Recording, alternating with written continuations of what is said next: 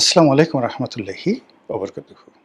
সম্মানিত দর্শক, ২০২৬ সালের ডিসেম্বর মাসে শেখ হাসিনা বাংলাদেশে ফিরবেন এরকম খবর এখন চারিদিকে মৌ মৌ করছে। আপনারা তো বুঝেন মৌ মৌ শব্দের অর্থটি কী।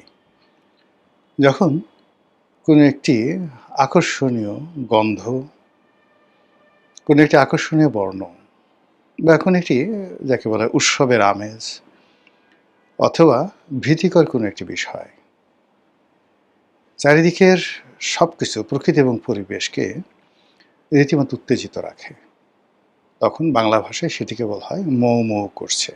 এটার ইতিবাচক দিকও আছে, নেতিবাচক দিক আছে। খুশিতে মৌ মৌ করছেন, থরথর করে কাঁপছেন ভয়ে, আতঙ্কে, এরকম। তো শেখ হাসিনার বাংলাদেশে আসার যে খবর, এই খবরে চারিদিকে একটা অস্থিরতা, আনন্দ, উৎসব, বেদনা, হতাশা, প্রতিশোধী স্পৃহা, নানা রকম একটা বিরাট মার্কেটিং এবং ব্র্যান্ডিং শুরু হয়ে গেছে। আর তারই প্রেক্ষিতে নানা রকম কথাবার্তা হচ্ছে, গল্প হচ্ছে, উপন্যাস হচ্ছে, কবিতা হচ্ছে, ইলিউশন হচ্ছে। উনি কবে আসবেন, কোন পথ দিয়ে আসবেন, কয় তারিখে আসবেন, তারপর কত লোক উপস্থিত থাকবে, প্রতিপক্ষ কী করবে, আবার উনি আসলে ওনার প্রতিপক্ষ যারা আছেন তারা কীভাবে তার প্রতি অ্যাকশনে যাবেন, রিঅ্যাকশনে যাবেন। যারা প্রতিপক্ষ তারা প্রথমত নানা রকম কথাবার্তা বলছেন যে, আরে শেখ হাসিনা একটা ভীতুর ডিম, এমনি এমনি সারা জীবন মানুষকে ভয় দেখিয়েছে, নিজে এমনি ভয়ে পালিয়ে গেছে, সে আবার বড় বড় কথা বলে। সাবেক যে অন্তর্বর্তীকালীন সরকার, সেটার যে তথ্য উপদেষ্টা জনাব শফিকুল আলম, তিনি এই কথা বলেছেন। এভাবে অনেকে অনেক রকম কথা বলছেন এবং সেই সকল কথাবার্তার মধ্যে একটি উল্লেখযোগ্য কথা বলেছেন টেলিভিশন টক শো এর একজন অত্যন্ত জনপ্রিয় মুখ, সাংবাদিক এম এ আজিজ। জনাব এম এ আজিজ মূলত একজন প্রথিতযশা মুক্তিযোদ্ধা, বয়স্ক মানুষ, এখন ৭৩-৭৪ বছর বয়স, এবং যুদ্ধাহত মুক্তিযোদ্ধা। যুদ্ধের সময় সরাসরি তিনি যুদ্ধ করেছেন এবং সেই প্রতিপক্ষের যে বন্দুকের গুলি তার পায়ে লেগেছে, এখনও তিনি সেই অপারেশন করা পা নিয়ে খুঁড়িয়ে খুঁড়িয়ে হাঁটেন। একসময় ছাত্রলীগ করতেন, তারপরে আওয়ামী লীগের সঙ্গে তো সম্পর্ক ছিল, কিন্তু পরবর্তীতে বিএনপির প্রতিষ্ঠা হওয়ার পরে বা যে কোনো সময় তিনি বিএনপি রাজনীতির সাথে সম্পৃক্ত। তার সবচেয়ে বড় পরিচয় হলো তিনি টেলিভিশনে খুব খোলামেলা কথা বলেন। কোনো দালালি করা বা পক্ষপাত দুষ্ট কথাবার্তা বলা, এই জিনিসগুলো তার বিরুদ্ধে কেউ বলতে পারবে না। যেমন ধরুন, আমি আওয়ামী লীগ করতাম বা ফজলুর রহমান সাহেব একসময় আওয়ামী লীগ করতেন। আমাদের কিছু কিছু কথার মধ্যে আপনি আওয়ামী লীগের একটা টান পাবেন, মমত্ব পাবেন, কিছুটা পক্ষপাত দুষ্টতাও পাবেন। এটা বাস্তবতা। কিন্তু আজিজ ভাই একমাত্র ব্যক্তি, আরেকজন আছেন মাসুদ কামাল, সাংবাদিক মাসুদ কামাল, মোরাললেস যেটা সাদা মনে হয় একদম বিনা স্বার্থে সাদা বলেন, কোনো আবেগ থাকে না, কিচ্ছু থাকে না। আর যেটা কালো মনে হয় সেটাও তিনি কোনো রকম আবেগ ছাড়াই সেটা বললে ফেলেন। এই দুজন মানুষকে আমি সাম্প্রতিক সময়ে দেখেছি যারা আমার চাইতেও নিরপেক্ষ।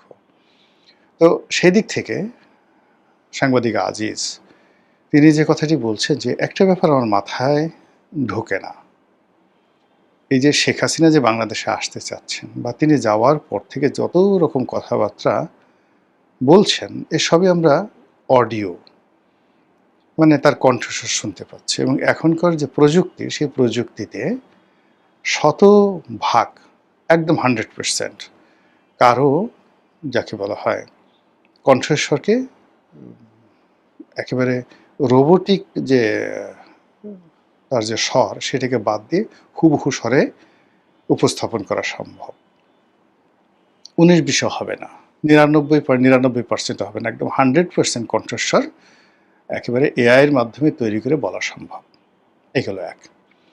এবং আলটিমেটলি 90% অ্যাকুরেসি চলে এসেছে সেই ফিজিক্যাল যাকে বলা হয় অ্যাপিয়ারেন্সে।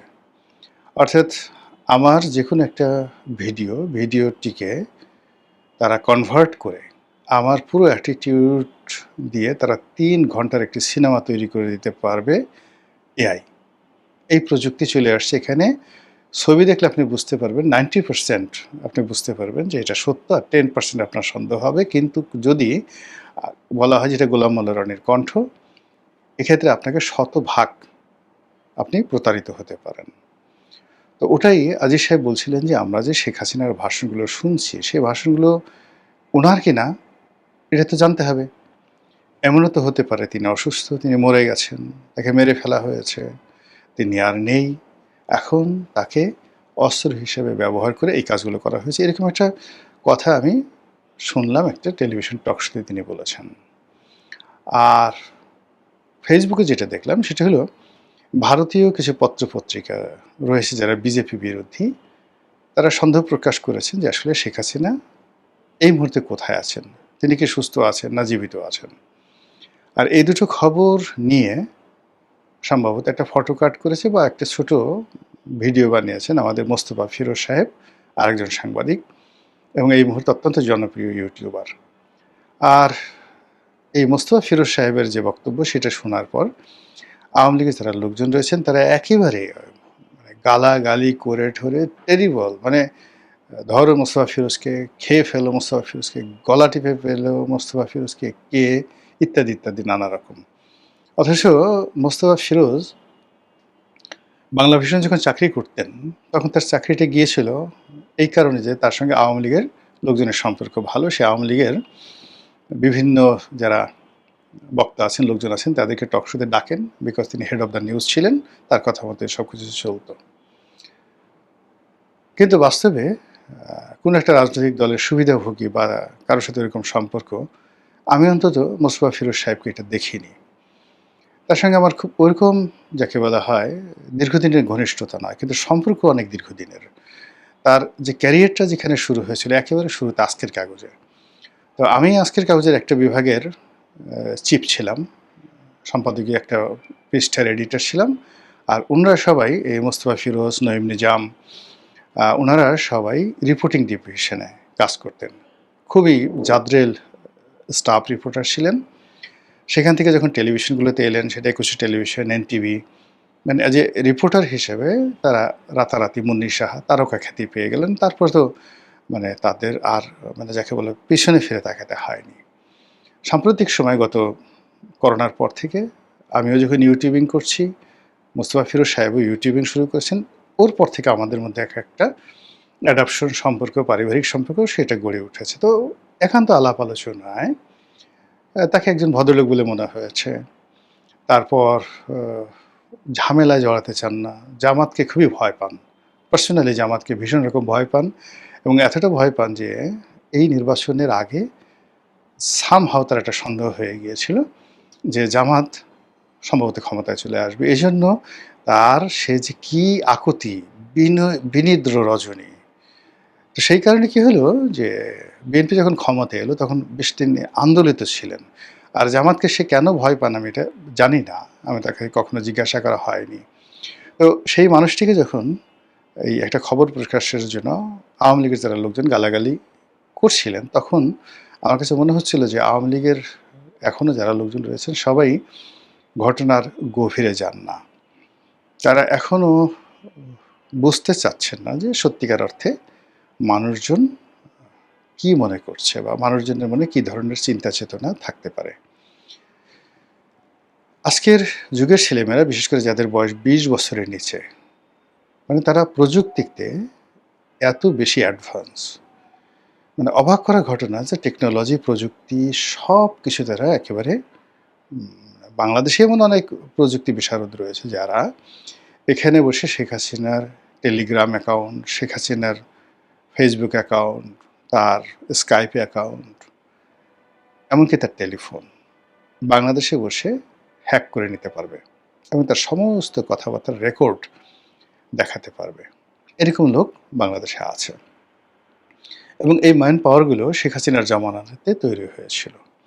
তো কাজেই তার যে এ যাবৎকালে 100% মানে অডিও অ্যাপিয়ারেন্স, তিনি অডিওতে কথা বলছেন কিন্তু ভিডিওতে তিনি কোনো কথা বলছেন না। এটা নিয়ে কেন জনগণের মধ্যে সন্দেহ হবে না বলেন তো? যে কোনো মানুষের মধ্যেই সন্দেহ হবে। এর কারণ হলো তিনি এখনো পর্যন্ত কোনো ফিজিক্যাল অ্যাপিয়ারেন্সে আসেননি। কেন আসেননি, কী কারণে আসেননি বা আসছেন না, তিনি, তার লোকজন বা ভারত সরকারের পক্ষ থেকে এই ধরনের কোনো কথাবার্তা বলা হচ্ছে না। তার যে সকল নেতৃবৃন্দ রয়েছেন তার সঙ্গে যোগাযোগ হয়, কথাবার্তা হয় বলে আমরা শুনি। কিন্তু সে সকল নেতৃবৃন্দ যারা আছেন তারা হ্যাঁ ঠিক আছে নেত্রীর সঙ্গে কথা হয়েছে ইত্যাদি, ইত্যাদি, ইত্যাদি, ইত্যাদি। তো এটাও এখন এমন একটা প্রযুক্তির বিষয় হয়ে গেছে যে বিশ্বাসযোগ্যতা অর্জন করার জন্য ধরুন আমার একটা টেলিফোন শুধুমাত্র ১ টা ২ টো ৩ টে টেলিফোন আছে এখানে রইল এবং যেকোনো লোক টেলিফোন করল। ওই টেলিফোনে তার সঙ্গে আমার যে এআই প্রযুক্তি, সেই প্রযুক্তি তার সঙ্গে প্রতিটি কথার যে উত্তর এবং একেবারে সঙ্গে, সঙ্গে উত্তর দেওয়ার মতো অবস্থা রয়েছে এসএমএস থেকে শুরু করে সব জায়গাতে। আপনি চিন্তা করুন প্রযুক্তি এমন একটা জায়গাতে চলে আসছে, এরা এখন নিজেরা বন্ধুত্ব করে ফেলেছে। অল রোবট, চীনের রোবট, ইসরায়েলের রোবট আর ভারতের রোবট ধরুন তারা বন্ধুত্ব করে ফেলেছে। এই ৩ রোবট মিলে তারা চিন্তা করছে যে কী করে চীনের সেন্ট্রাল রিজার্ভ থেকে টাকা চুরি করা যায়। প্রযুক্তি এখন এরকম ভয়ঙ্কর একটা জায়গাতে চলে আসছে। তো কাজে সেই প্রযুক্তির যুগে শেখ হাসিনার যে ফিজিক্যাল অ্যাপিয়ারেন্স, সেই ফিজিক্যাল অ্যাপিয়ারেন্স আমরা যেহেতু গত ২ বছরে দেখিনি, কাজেই এটা নিয়ে গুজব হতে পারে, অতি স্বাভাবিক গুজব হতে পারে এবং সেই কারণে আমাদের সংবাদপত্র জগতের যারা কর্তা ব্যক্তি তারা এই কথা বলতে পারেন যে আসলে তিনি সুস্থ আছেন কিনা, জীবিত আছেন কিনা বা আসলে তিনি আসবেন কিনা, এটা তো পরের ব্যাপার। এই বিষয়গুলো নিয়ে আলাপ আলোচনা হতে পারে। তো ঘটনা যাই হোক না কেন, মূল ব্যাপারটা হলো যে তিনি যদি কৌশলগত কারণে নিজেকে না দেখান, তারও অনেক যুক্তি যেভাবে আছে। আবার ধরুন তার একেবারে তাকে নিয়ে যে সন্দেহ করা আছে, তার কোনো অস্তিত্বই নেই, তিনি অসুস্থ বা তিনি নেই বা তিনি দুনিয়া থেকে ইন্তেকাল করেছেন, ইন্না লিল্লাহি ওয়া ইন্না ইলাইহি রাজিউন। এবং সেক্ষেত্রে যে সকল কথাবার্তা হচ্ছে সেটা এক ধরনের বিজনেস হতে পারে, ভারতের একটা পলিসি হতে পারে, আওয়ামী লীগের টিকে থাকার একটা পলিসি হতে পারে, ইত্যাদি, ইত্যাদি নানা রকম কারণ হতে পারে।